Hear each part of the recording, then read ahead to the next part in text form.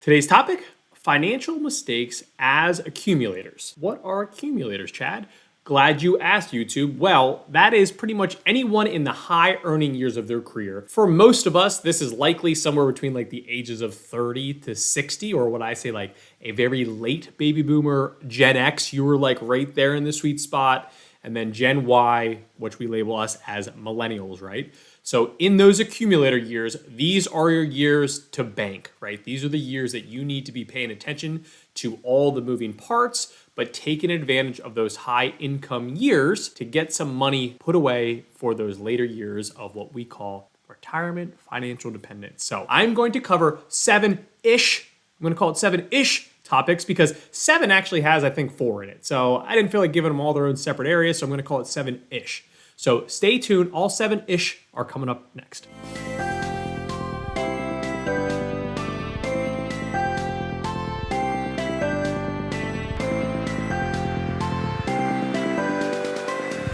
The first mistake you can make in those high earning years is simply not saving enough. In those early years, it's kind of a grind. Maybe you were saving up for something, whether that's maybe buying your first home, maybe that was family planning, maybe it was those pesky student loans that hopefully are now gone for you.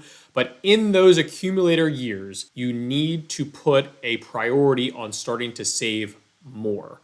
Whether that's maxing out the 401k, the 403b, the backdoor Roth, or just taking advantage of every single year to increase it a little bit. Ideally, your employer or your business is giving you pay raises, right? Every year that you can slowly increase until you're maxing accounts out.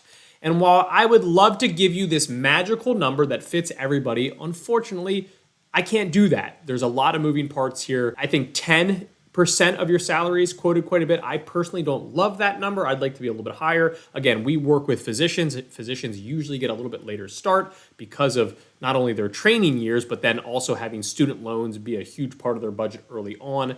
So I usually will trend closer to 15%. If you got started even later, could be as high as 20, but it really depends on your unique circumstances. But the number one mistake I want you to avoid as a accumulator is not saving enough, so crank up that savings as soon as you can. For number two, we are going to label this one as uncontrolled debt, and I'm using uncontrolled on purpose because there are some forms of controlled debt that I understand, right? Student loans. Do you have them on a good path? Are you going for public service loan forgiveness? Are you going for aggressive payoff?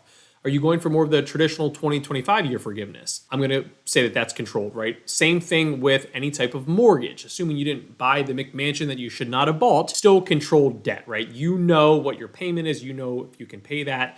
Again, I'm not saying it was a good decision or a bad decision, but that is controlled debt. I'd even put a business loan in there, a well-vetted business decision. These are all forms of debt which are controlled, right? The numbers coming in there. To me, uncontrolled debt means that you're likely overspending and it's leading to credit card debt. So credit card debt is my number one form of uncontrolled debt.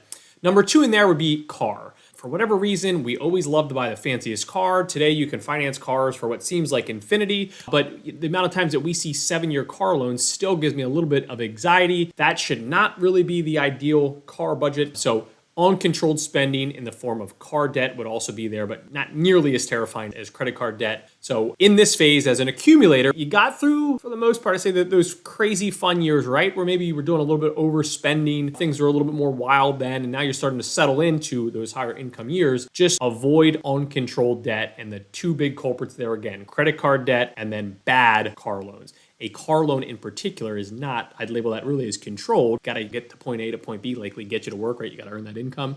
But it's when those car loans are either too high or too far stretched out, or probably both of them, right? So number two, avoid uncontrolled debt in your accumulator years. Number three, material goods. You could probably link this one to number two as well, right? If you're getting crazy with your material goods, there is unfortunately a high probability that number two, aka credit card debt, is also probably spiraling out of control. And I use material goods because this is a very important juncture transition period of your life. When you enter into those accumulator years, especially early on in them, that you have a chance to rewrite a chapter.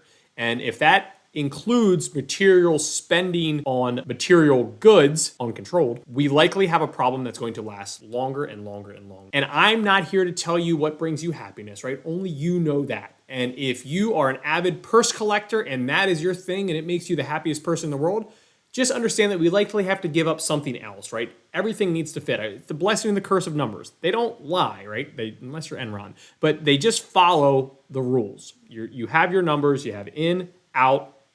You don't want to go outside of those parameters, right? So watch your material goods spending. This is one of those things where it seems to be one of the larger regrets later in life when we work with some of our older clients in terms of like Gen X or late baby boomers, where they'll say, I wish I wasn't into that or I didn't do that as much. So just watch your material spending as an accumulator. Number 4, you're not invincible. I know it's a tough pill to swallow, but in your accumulator years, one of the biggest mistakes we see is being underinsured. And there are 2 main culprits here. I could probably plug in so many different insurance topics here, but the main 2 are going to be this. Disability insurance. If you are a physician, if you watch our videos in the past, if you read our blogs, if you read the Wealth Kill Weekly, you know how big of an advocate we are for our physicians having good, true ONOC disability to cover as much of their insurable income that we can. You need to cover that number, right? If you wake up and you can't go to work tomorrow, what happens, right? What happens to you? What happens to your plan? What happens to your family? What about anyone else that relies on your income? Check your disability insurance. Make sure you have a good number there that covers anything crazy that could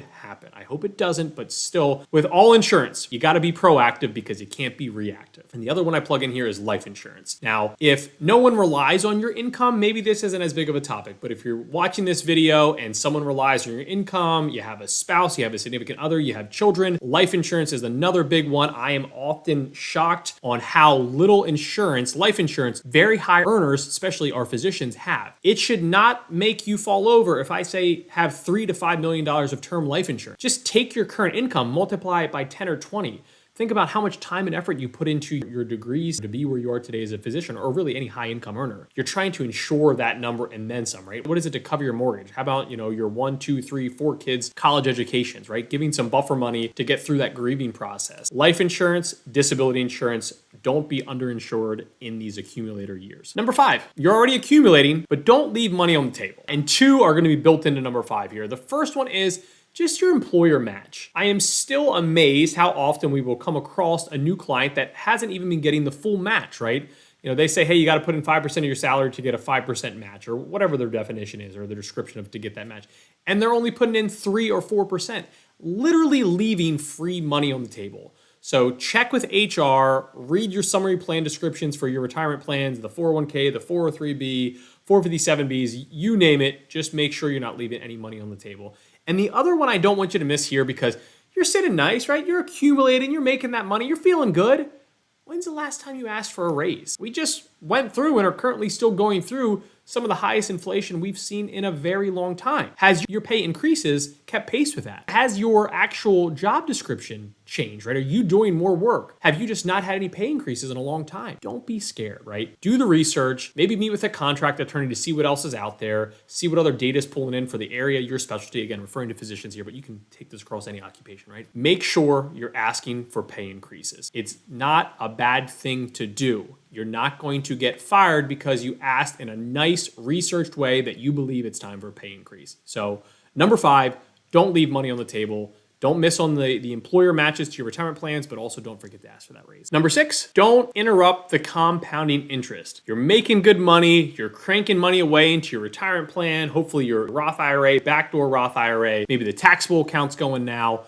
You are going to see crazy times in a stock market. Sure, you're not going to probably worry about this too much when the market's doing good, but when the market is doing bad, do not interrupt the compounding interest. Build a good, low-cost, diversified portfolio from the get-go. Make sure it matches your goals. Is it a long-term goal? Is it a medium-term goal? Is it a short-term goal?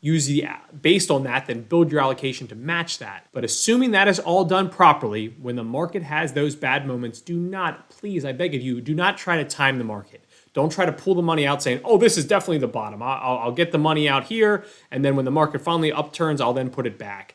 You're never going to time it right. Think about all the crazy talking heads on TV, all of Wall Street, and everything in between.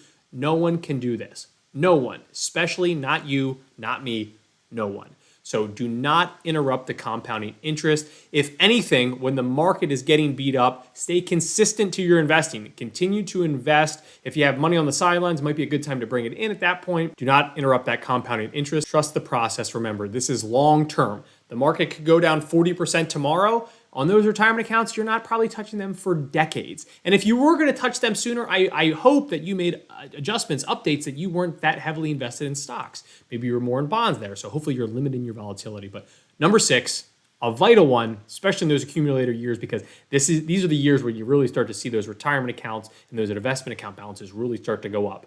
So it's going to be a little bit more painful now. 10% on 1,000 versus 10% on 1,000,000.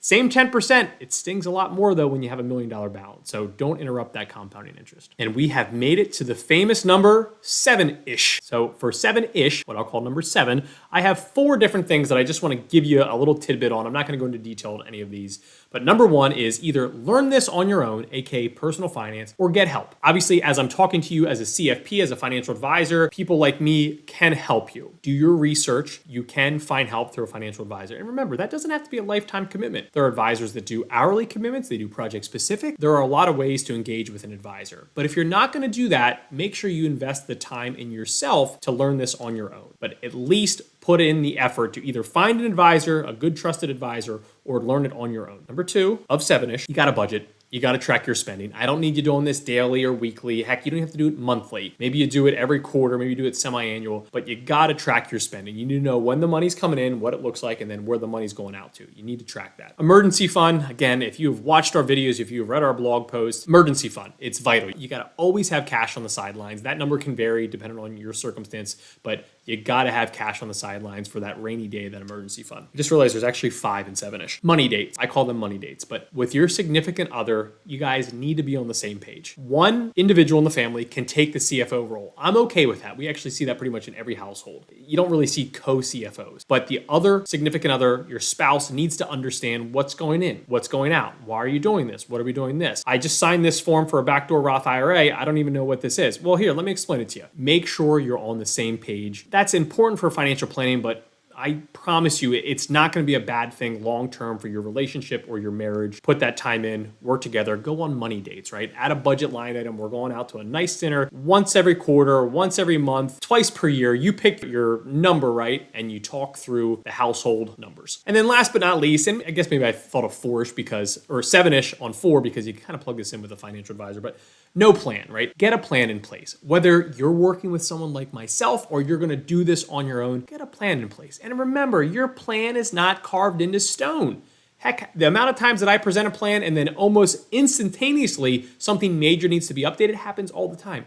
That's the beauty of life. We just call them course corrections.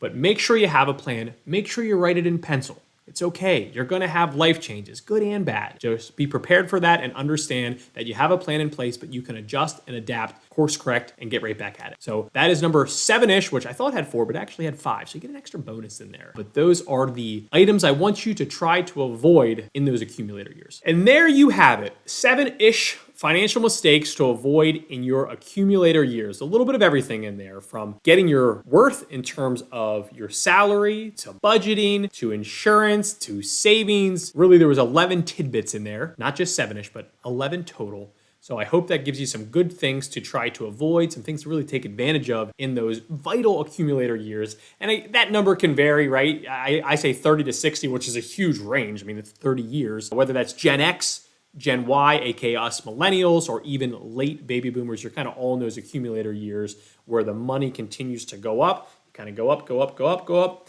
And that's what we're trying to take advantage here. We're trying to take advantage of those higher income years, or hopefully decades, right? As always, thanks for hanging out with me for the last 15 minutes or so. If you have not subscribed, this is the only time in the entire video I bring it in. Please subscribe. If you click on this little bell icon, you'll also get a notification every time we send out a new video like this one. Again, thanks for hanging out with me, and I will catch you on the next video.